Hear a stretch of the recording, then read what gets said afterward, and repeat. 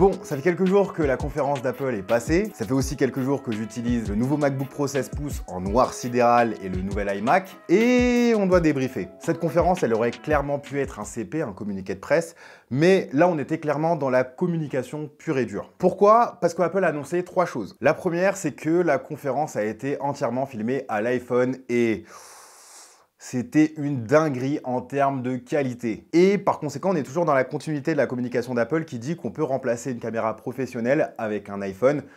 Évidemment, à condition d'avoir du bon matos et beaucoup de lumière. La deuxième annonce, c'est pour communiquer les gains de performance par rapport aux anciennes puces M1, M2. On a eu pas mal de graphiques montrant les évolutions parfois maigres, parfois drastiques, d'une ou deux générations à l'autre. Apple a même dit que l'Apple M3 était 2 fois plus puissante que l'Apple M1 dans les iMac. Et surtout, on est passé sur une gravure en 3 nanomètres, faisant au passage d'Apple le premier constructeur au monde à intégrer des puces gravées en 3 nanomètres dans un PC. Et ça, c'est pas rien, c'est de la communication évidemment, mais c'est pas rien aussi parce que toujours selon leur graphique, l'Apple M3 est capable de délivrer autant de performance que l'Apple M1 en consommant moitié moins d'énergie. Parce que l'idée c'est que plus la gravure est fine, plus on gagne en efficacité énergétique. Mais la vraie annonce, la troisième du coup, c'est une grosse communication autour du gaming. Communication qui a discrètement débuté lors du lancement du Mac Studio avec des M1 Max et M1 Ultra. J'avais d'ailleurs prédit à l'époque qu'Apple allait se lancer très sérieusement dans le gaming AAA avec la nouvelle puissance de ses Macs, chose qui s'est confirmée avec le temps. Donc, encore une analyse stratégique de ma part où j'avais raison.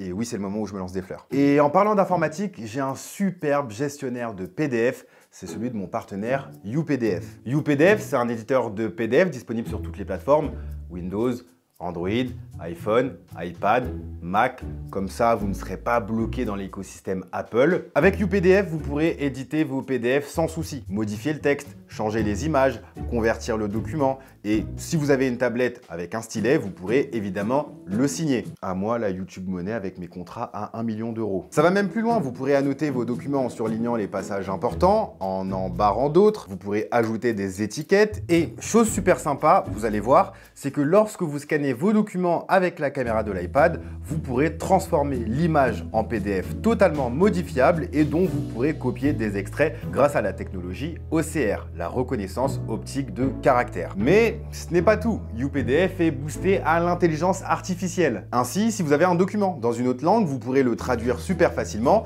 Il peut aussi vous résumer un PDF avec des points clés, générer des extraits ou encore extraire les mots-clés. Bref, la version professionnelle de UPDF, UPDF Pro, est actuellement en promo avec une réduction de 63% avec le lien que je vous ai mis dans la description. Profitez-en car je ne sais pas quand est-ce que la promo se terminera. En tout cas, merci à UPDF d'avoir soutenu la chaîne et on retourne à la vidéo. Pour cette vidéo, j'ai 2 configs. Un iMac M3 avec 512 Go de stockage et 16 Go de mémoire unifiée et un MacBook Pro M3 Max avec 30 cœurs GPU, 4 Tera de stockage et 96 Go de mémoire unifiée. Donc le spectre est très large. On a une puce d'entrée de gamme et une puce qui est presque au max. Le max, c'est quand même 40 cœur GPU. Bref, on n'est pas dans le test complet que je vous livre habituellement. Premièrement, parce que j'ai pas passé assez de temps avec les machines. Et puis deuxièmement, à quoi ça sert? Ce sont des Macs avec des puces Apple. Depuis l'Apple M1, les Macs sont exceptionnels. Moi-même, j'utilise encore mon MacBook Pro 14 pouces M1 Max que j'ai acheté il y a 2 ans et le Mac Studio en M1 Ultra. Et clairement, ces Macs, après les tests, ils repartiront chez Apple parce que mes machines, elles fonctionnent toujours aussi bien. Elles sont toujours aussi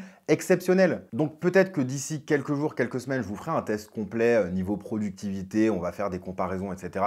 comme on fait chaque année. Si ça vous intéresse, dites-le moi dans les commentaires. Mais prenez ma parole pour argent comptant. Si vous achetez une de ces machines, vous serez totalement satisfait et ce pour plusieurs années. Pour ma part, j'ai aucun souci pour faire mon boulot avec mes machines sous M1, que ce soit mes TikTok, mes vidéos YouTube. J'ai eu aucun souci avec cet iMac M3 pour monter quelques OP TikTok que j'avais. Encore moins avec le M3 Max, surtout que lorsque j'ai sorti mes tests sous M1, la plupart des applications tournaient sous émulation et ça tournait déjà très très bien.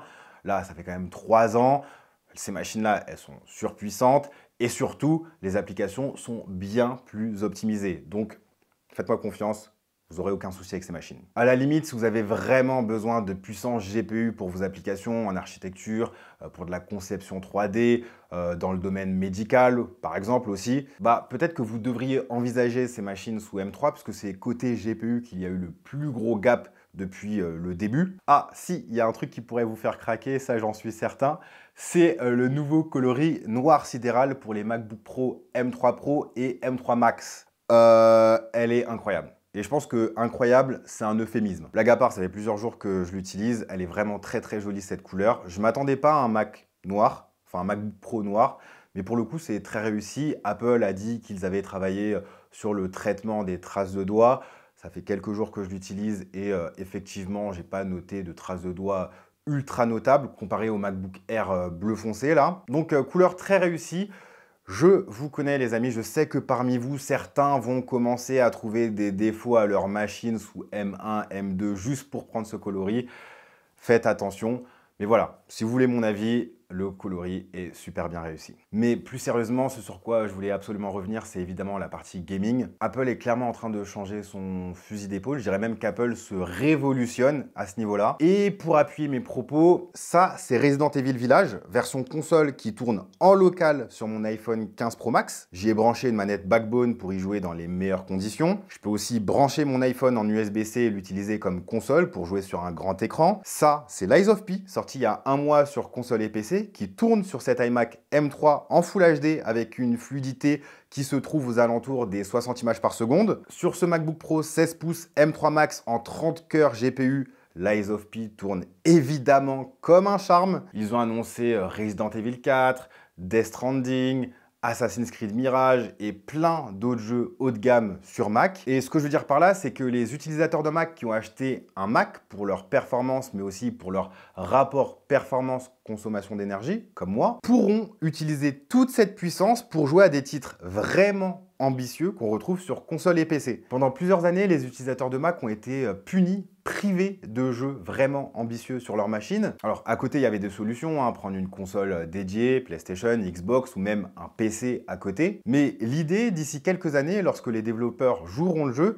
c'est qu'il n'y aura plus besoin de se poser ces questions. Il n'y aura plus besoin d'aller chercher des alternatives. Et quand on voit tout le mal qu'Apple se donne pour attirer les développeurs et tous les moyens mis en œuvre pour offrir une expérience de jeu décente, on a quand même de nouvelles fonctionnalités de rendu comme le mesh shading et le ray tracing à accélération de matériel, offrant respectivement un meilleur rendu des scènes avec des géométries complexes et des effets de lumière, d'ombre et de reflets beaucoup plus réalistes et dynamiques. On a aussi une nouvelle technologie appelée Dynamic Caching où la bonne dose de mémoire est allouée aux applications au bon moment pour optimiser les performances. On a a fortiori un mode jeu qui s'active automatiquement lorsqu'on lance un jeu en plein écran et qui alloue toute la puissance CPU et GPU sur le jeu. Et on a aussi le mode haute performance qui était uniquement réservé au modèle 16 pouces qui arrive sur le modèle 14 pouces, ce qui fait que les ventilos ne sont plus bridés et que le système tourne à fond pendant plus longtemps, laissant la température augmenter sans limiter le CPU et le GPU. Bref, tout un tas d'outils matériels et logiciels qui montrent qu'Apple ne veut plus faire figuration dans le gaming,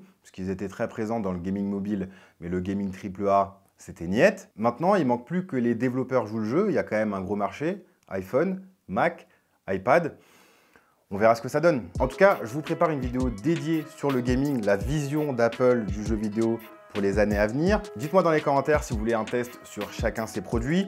Mon test de l'iPhone 15 Pro Max sort bientôt, je vous le promets, je voulais prendre mon temps. Mon test du Google Pixel 8 Pro aussi. Quant à moi, je vous dis à la prochaine. Prenez soin de vous. Peace.